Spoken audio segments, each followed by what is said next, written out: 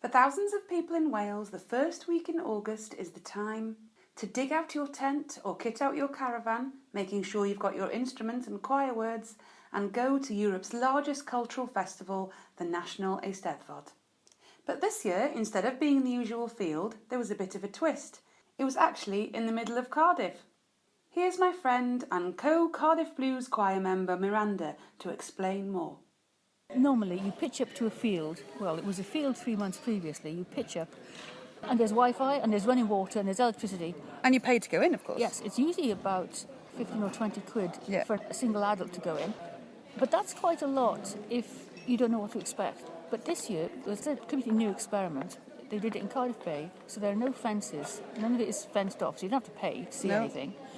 And also they're using the buildings already here to very great effect. So in the Millennium Centre, they're having the concerts and this performance tonight. And they're even having all the gigs for My Spee, the young people, in the old Doctor Who experience. In the old Doctor Who experience. Just a retardus in the middle of a gig, I know. So you had a great way of explaining the Eisteddfod, didn't you? People who aren't familiar with it have no idea what it is. And I told somebody once, tried to explain, and they said, oh, enjoy the poetry competition. And I thought, that's not right. So what I usually say now is the initial idea and the original part that still goes on is there is a competition to find the best poets and the best architects and the best painters and the best writers. But around it, like Edinburgh, there is an enormous fringe. And quite frankly, most people go for the fringe than the original festival. Yeah. But if you don't want to listen to poetry or admire fine architecture, that's fine. Go to the fringe instead and have a good time. And it was also about competing as well, isn't it? Because obviously our choir are going to be singing on Friday. We're going to be on this stage in front of me. We're going to be competing against 7 other choirs, several from Cardiff and a couple from further afield in Wales, and 2, I think, from London as well. There are, yeah. So that'll be quite an event. I'm a bit scared, though. I've never been on this stage. I was on the stage last night singing with the choir Eisteddfod. 300 people, a band and an orchestra, and it was exhilarating. It was terrifying as well, and the time really flew past, and it was just phenomenal. Right, I've got to go home now and then learn the words. I think I better as well. Next night, it was time for me and Miranda to hit the Super Stomp, a show where 9 poets pitted their wits against each other, although I hadn't realised one would be dressed as Donald Trump and the other would strip down to his Union Jack underpants. Sadly, I was too far away to see that. Then, the following day, it was time to do my first stint of volunteering at the RNIB stall. Here's one of the RNIB staff, Chris, to explain why there was a busy flow of little people at the stand. We have 2 inflatable pools without water, of which live 4 ducks, and with 2 fishing lines perched on each side of the pool. And what the little ones like to do is they like to try and hook the end of the fishing line around a little lip in the duck to see if they can lift it up and catch it. It's quite a hard game anyway. However, with sim specs on, it's even harder. But it really does bring to light some of the difficulties that people with glaucoma, people with age-related macular degeneration, and people even with cataracts can have in spotting detail at distance, but also having gaps in their vision as well. For instance, the diabetic retinopathy glasses have some very darker spots in there. And what the little ones find is that when they're trying to see the lip through those darker spots, hooking the duck becomes very difficult, and they sort of turn to their parents and say, "Mummy, it's hard." We've been really popular with children, between that and the sticky on Braille. And I think, they also love putting the buttons on the paper in a fashion that is similar to how a Brailleist would use letters as well. And that has also proved popular, not least because it's almost like doing a code for them, and something which children are becoming more and more familiar with these days as well. Do you know what? I've told you, haven't I, about this afternoon we're going to have the chairing ceremony for the best bard in Wales by the Archdruid. Wouldn't it be great if he'd written that poem in Braille? They should have issued it in Braille, I think. I'm sure if I'm wearing my RNIB hat very firmly, you could ask the transcriptions team to transcribe it for you. We could, but although I would have to learn the Welsh abbreviations in Braille, because I never did. I don't know if they weren't around in the early 80s when I learned Braille. Yeah. Because I don't know what, the individual letters, I don't know what they each stand for in Welsh. I need to learn. Well, after a really enjoyable day's volunteering, it was time to take lots of deep breaths and prepare to go onto a stage without tripping over to sing in front of 2,500 people live on television.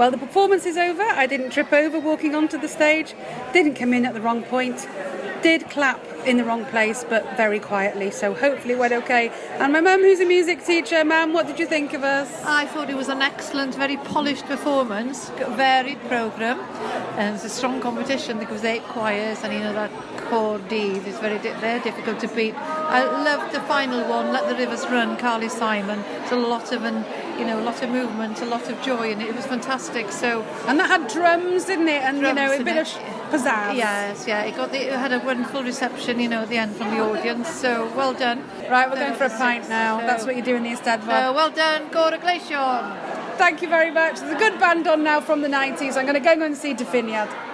So, as it was my mum's favourite, let's end with the last song we did, which was Let the Rivers Run, or as we were singing, Gadir de Artroi.